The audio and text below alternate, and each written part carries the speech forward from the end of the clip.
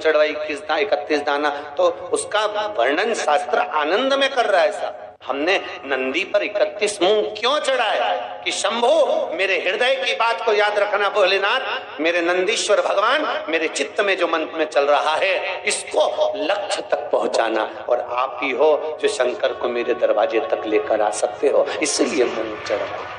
आप हो जो शिव को मेरे द्वार तक ला सकते। फलित कितना आनंदित होंगे, इसलिए शायद शिव महापुराण की कथा कहती है, शंकर का अनुमोदन करता है। शिव महापुराण वर्णन करती है, स्कंद पुराण में शंकर का पावन चरित्र कहता है। स्वयं भगवान शिव की लीला करती है कि एक बार रावण लंकाधिपति कुबेर को जीत कर आ रहा था, और रावण लंकाधिपति जब कुबेर को जीत कर आ रहा था तभी बीच मार्ग में भगवान नंदीश्वर दिख गए। कैलाश पर नंदी नजर आ गए और नंदी को देखा तो हंस दिए। नंदी को देखकर हंस रहे कि बताओ, नंदी का मुख देखो, शरीर मनुष्य का है और मुख बेल का लगा हुआ है।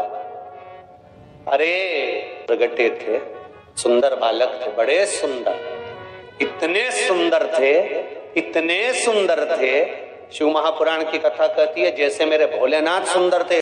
गणेश जी की प्रियता है दुर्वा। क्या प्रियता है? दुर्वा। कितनी दुर्वा गणेश जी को समर्पित करी जाती है? मात्र 5। कितनी? आज के जमाने में लोग गट्ठा बनाकर चढ़ा दें, वो अपनी जगह पर है। 5 दुर्वा पंचम इंद्रियों को वश में करने के लिए, और भगवान के 5 जो स्वरूप हैं उनको अपने भीतर उतारने के लिए 5। और दुर्वा में भी 3 गांठ। जब दुर्वा समर्पित करी जाती है तो उसमें नीचे दुर्वा की डंडी पर गांठ रहती है, 3 छोटी छोटी गांठें होना चाहिए। कितनी गांठ? जो भगवान को समर्पित करी जाती है। जिसके घर में संपदा की कमी पड़ती हो, बीमारियां ज्यादा फैल रही हो, बहुत कष्ट हो महाराज, बहुत ज्यादा दुखी हो महाराज, कोई काम नहीं बन रहा, बहुत तकलीफ में हो, तो शमी पत्र, शमी की पत्ती, जहां गणेश जी का स्थान है वहां पर 5 शमी पत्र 5 समर्पित करें, और शंकर जी के ऊपर 3 शमी पत्र समर्पित करें। बहुत ध्यान देना, 5 शमी पत्र जहां गणेश जी का स्थान है शिवलिंग में वहां समर्पित करें, 3 शमी पत्र शिवलिंग के ऊपर समर्पित करें। 1 शमी पत्र शंकर जी की चौखट पर लेफ्ट भाग में, जाते समय आपका उल्टा हाथ, जब मंदिर से निकलो तो उल्टे हाथ पर लेफ्ट भाग में शंकर जी की चौखट पर समर्पित करें 1 शमी पत्र। और महाराज घी का दिया जहां लेफ्ट भाग में आपने शमी पत्र रखा है, मंदिर में ना दिया लगाकर बाहर की ओर जहां शमी पत्र रखा है उसके ठीक साइड में एक घी का दिया लगा दीजिए। केवल गणेश चतुर्थी से लेकर अनंत चतुर्दशी तक गणेश पुराण कहती है भगवान गणेश जी का, मोर ध्वज का, मयूर ध्वज गणेश का नाम लेकर जो ये दीप शमी पत्र चढ़ा देता है उसके घर से कभी रिद्धि सिद्धि नहीं जाती, वैभव प्रतिष्ठा नहीं जाती। कर देखो, गणेश जी महाराज और एक शंकर जी, ये 2 देवता ऐसे हैं जिन पे तुलसी नहीं चढ़ती। शंकर पर तुलसी चढ़ा दो तो व्यक्ति रोगीला होता चले जाता है, और गणेश जी को तुलसी चढ़ा दो तो व्यक्ति के घर का धन छिन्न हो जाता है महाराज। इसलिए गणेश जी के भोजन में तुलसी नहीं डलती, क्योंकि वृंदा देवी ने भगवान शंकर के पुत्र विनायक को देखकर विवाह का प्रस्ताव रखा था, पर गणेश जी महाराज ने कह दिया और तुमने तुलसा भी डाली, तो दोष लगा कि नहीं लगा? अरे बोलो तो लगा? नहीं लगा। क्यों नहीं लगा? अगर थाली को अंदर से लेकर आए, पुष्टि मार्ग का नियम, जब ठाकुर जी के सामने 56 भोग, कुनवाड़ा, अन्नकूट लग जाता है, लगने के पहले उसको जब लेकर आते हैं रसोई घर से, भोजनशाला से, तो उसमें तुलसी डाल के नहीं लाते। अगर रसोई घर से भोजन में तुलसी डलकर अगर ठाकुर जी के सामने वो थाली रखी तो ये पक्का है वो थाली ठाकुर जी नहीं जीमेंगे, क्योंकि उसमें तुलसी रखी हुई आई है। हाँ, जब ठाकुर जी के सामने थाली रखा गई और तुमने थाली रखने के बाद में मंदिर के सामने बैठ के फिर तुलसी डाली, तो ठाकुर जी उसको स्वीकार कर लेते हैं। क्यों? क्योंकि 33 करोड़ देवी देवता एक जगह पर विराजमान हैं। जब हम थाली रखते हैं, प्रथम देव उस भाग को ग्रहण कर ले। जब तक तुलसी डालते हैं, प्रथम देव अपनी दृष्टि हटा लेते हैं। समय होता है, एक टाइम होता है, एक एक पल होता है, एक घड़ी होती है कि गणेश जी महाराज हमारे घर में आ गए। गणेश जी की सबसे पहली जो आरती हो, उस आरती के समय पर अगर धूप बत्ती जलाई जाए या गोबरी को जलाकर उसमें गूगल छोड़ी जाए और गूगल छोड़ने के बाद गणेश जी का नाम ध्रुम वर्ण कह दिया जाए, तो गणेश जी को तुम्हारे घर की पूजा स्वीकार करना पड़ती है। बस वो समय हम जानते, हम तो बस उतना जानते हैं कि शिव महापुराण में लिखा और मुद्गल पुराण में लिखा, गणेश पुराण में लिखा, गणेश जी का एक नाम होता है ध्रुम वर्ण। क्या नाम है? ध्रुम वर्ण गणेश जी का एक नाम होता है। जब हम धूप जलाकर और धूप लगाने के बाद में गणेश जी की सबसे पहली आरती करने के पहले अगर हम सबसे पहली आरती गणेश जी की कर रहे हो, अपने घर में स्थापना कर रहे हो, बिठा रहे हो, और तुम चाहते हो कि गणेश जी मेरे घर में आके मेरी पूजा को स्वीकार करें और जो मांगू मेरा गणेश मुझे दे 10 दिन के अंदर, तो पहला नाम लेकर पुकार लेना ध्रुम वर्ण विनायक, बैठो, बस काम हो गया। वो फिर ही होकर आता। सुंदर जोड़ी थी शंकर और पार्वती की, सही है कि गलत है? कभी नहीं झगड़ते थे। इसलिए पृथ्वी पर ना तो लक्ष्मी जी के व्रत हैं, ना ब्रह्माणी के व्रत हैं, ना इंद्राणी के व्रत हैं। अगर पूरी पृथ्वी पर सबसे ज्यादा व्रत किसके हैं? माता पार्वती। तीज का व्रत किसका? पार्वती का। चतुर्थी का व्रत किसका? पार्वती का। चौथ का व्रत किसका? पार्वती का। छठ का व्रत किसका? पार्वती का। जितने व्रत है सब माता पार्वती। गणेश जी मैया को प्रसन्न करने के लिए 8 रूप में धारण करते हैं। 8 रूप भगवान गणेश जी ने धारण किए। एक मयूरेश्वर गणेश, दूसरा सिद्धि विनायक, तीसरा बल्लालेश्वर, फिर वरद विनायक, फिर चिंतामणि, फिर गिरजात्मज, फिर भगवान गणेश विघ्नेश्वर अष्ट विनायक, फिर महागणपति। ऐसे गणेश जी के 8 नाम हुए। उस समय तिजोरी के अंदर जो गणेश की प्रतिमा रखी जाती है, किस नाम से रखी जाती है? तो तिजोरी में हम जो गणेश की प्रतिमा रखते हैं वो वरद विनायक के नाम से रखते हैं। कौन सा गणेश? वरद।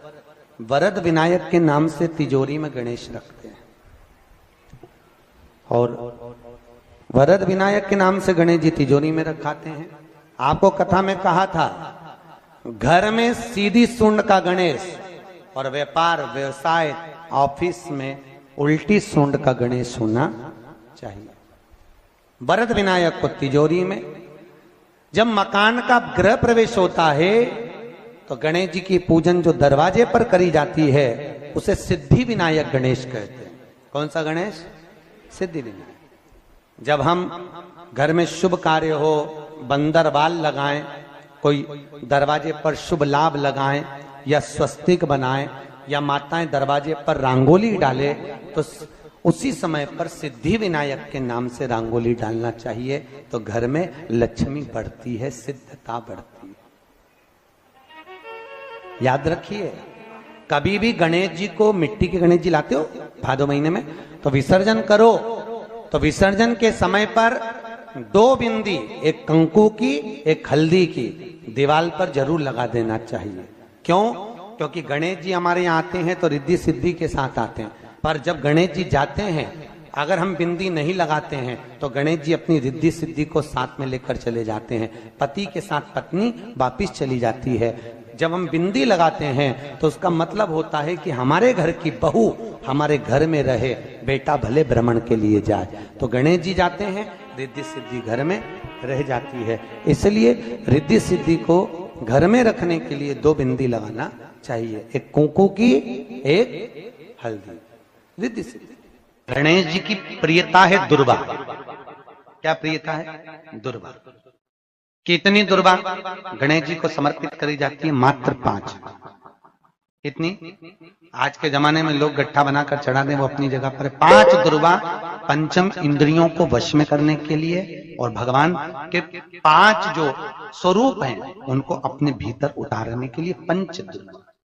और दुर्वा में भी 3 गांठ। जब दुर्वा समर्पित करी जाती है तो उसमें नीचे दुर्वा की डंडी पर गांठ रहती है, 3 छोटी छोटी गांठें होना चाहिए। चतुर्थी का जो व्रत करने वाली होती हैं, जो चतुर्थी का पूजन करने वाली होती हैं, उनके भीतर का एक भाव होता है कि जैसे ही शाम का समय आए चंद्रदेव का पूजन करें, चंद्र जब प्रकट हो जाए, कलश भर लिया, उसके नीचे आखा दाना रख दिया, चावल गेहूं जो भी आप रखते हो पूजन के लिए, ऊपर पात्र आदि रख दिया, जलाशय, फिर अपन ने घी का दिया लगाकर पूजन भी कर ली। तो जो चतुर्थी का पूजन करने वाली होती है, जो चतुर्थी का नियम व्रत धारण करने वाली होती है, बड़ी बड़ी चतुर्थियां करती हैं या उसका नियम धारण करती हैं, तो चतुर्थी का जो पूजन करती है वो किस चीज के लिए होता है? केवल संतान, पुत्र, परिवार, हमारा कुटुंब, हम जिस कुल में है, हमारा कुल वैभव की ओर बढ़े, संपदा की ओर बढ़े और उसकी आयु बढ़े, उसकी आयु बढ़े, वैभव बढ़े। बहुत ध्यान दीजिएगा महाराज, चतुर्थी की पूजन में जो आप आखा दाना रखते हो, गेहूं वगैरह कुछ भी जो रखते हो, उसकी बड़ी महत्वता होती है महाराज। यहां तक कहा गया है, चतुर्थी की कथा तो आप लोग पढ़ते होंगे, जो लोग पढ़ते हैं उनको मालूम होगा, चतुर्थी की कथा में लिखा है, चौथ माता के व्रत में वर्णन किया गया है कि वो आखा दाना जो रखा जाता है, मान लो कोई जरूरी काम होता है तभी आखा दाना को रखा जाता है, संभाल के रखते हैं कि हम इस काम के लिए जा रहे हैं और हमारा ये कार्य सफल होना चाहिए। तो जिसने चतुर्थी का व्रत करा है, जिसने चंद्रदेव का पूजन करा, चतुर्थी का व्रत करा, वो गणेश जी से विनती करके वहां से 2-4 आखा दाना उठा ले, और जो व्यक्ति का काम अटक रहा है अपने ही घर का, पर दूसरे कुल को नहीं देना, अपने ही कुल के अंतर्गत जो काम अटक रहा है उसकी जेब में, उसके पल्लू में उस चीज को रख दिया जाए। तो चतुर्थी जो अगली आती है, जैसे आप महीने की करते हो तो महीने की, और आप जैसे करते हो कि 4 अलग बड़ी बड़ी चतुर्थी करते हो तो उसके अनुसार आपका कार्य सिद्ध होता ही है। उस आखे दाने का इतना महत्व होता है क्योंकि चतुर्थी का व्रत करने वाली माता जब व्रत करती है तो स्वयं चतुर्थी की कथा में लिखा हुआ है कि पार्वती जी गणेश जी से चतुर्थी की कथा बचवाती। चतुर्थी की कथा बाची किसने थी? स्वयं गणेश जी महाराज ने। और सुनी किसने थी? माता पार्वती। बाचने वाले गणेश जी थे, सुनने वाली माता पार्वती थी। तो चतुर्थी की कथा जब होती है तो उसको स्वयं गणेश जी बाच रहे हैं।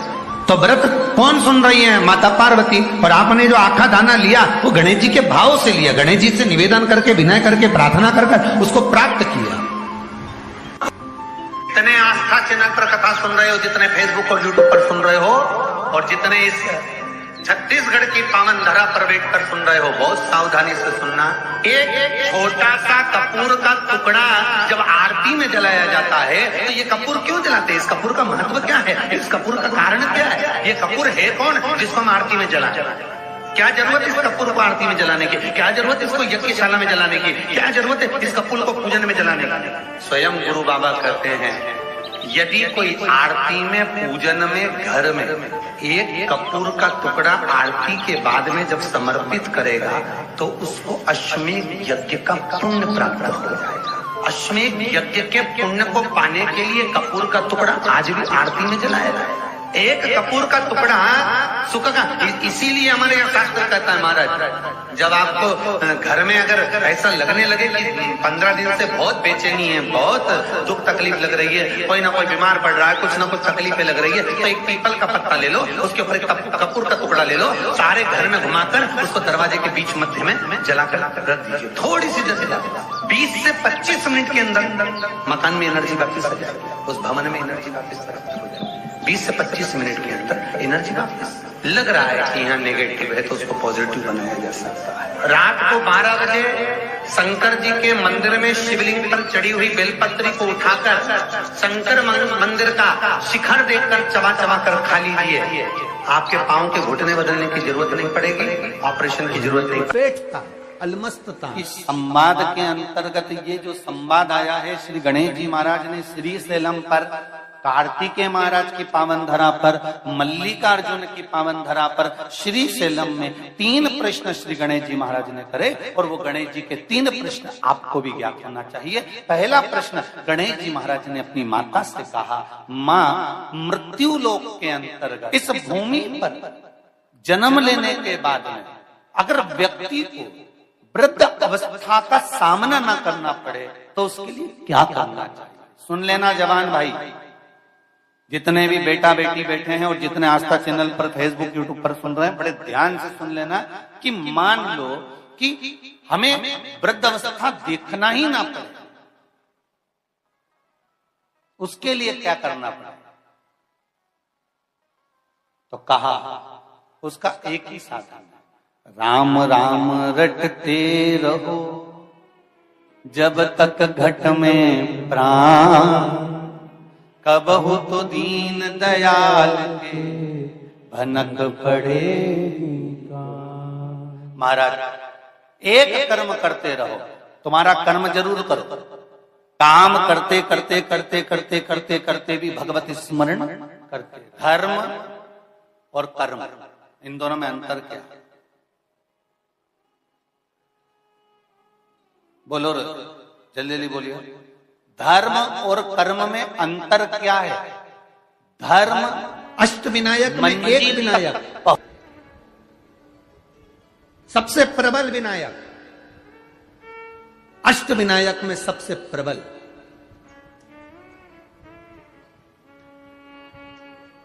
जहां के वृक्ष भी मोर का रूप लेकर आवाज लगाते हैं शिव जी को,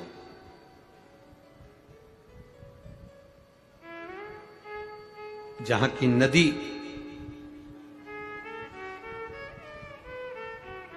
सिंधुरासुर असुर के कारण करहा रही है।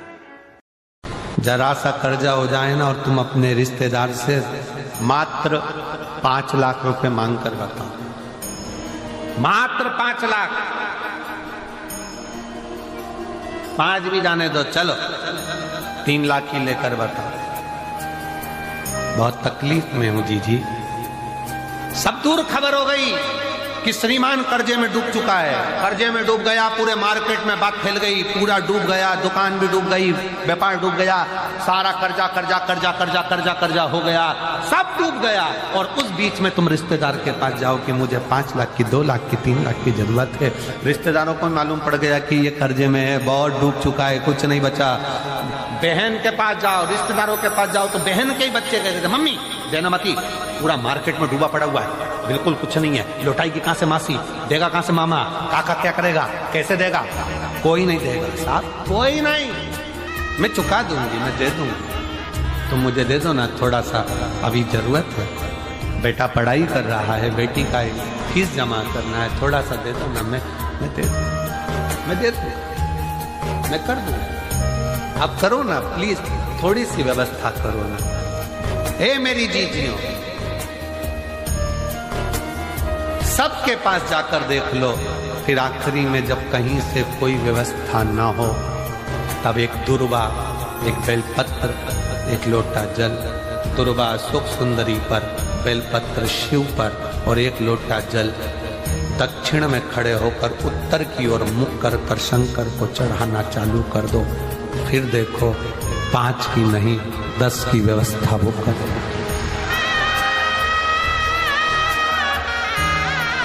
दुख सामने खड़ा होना जीजियों,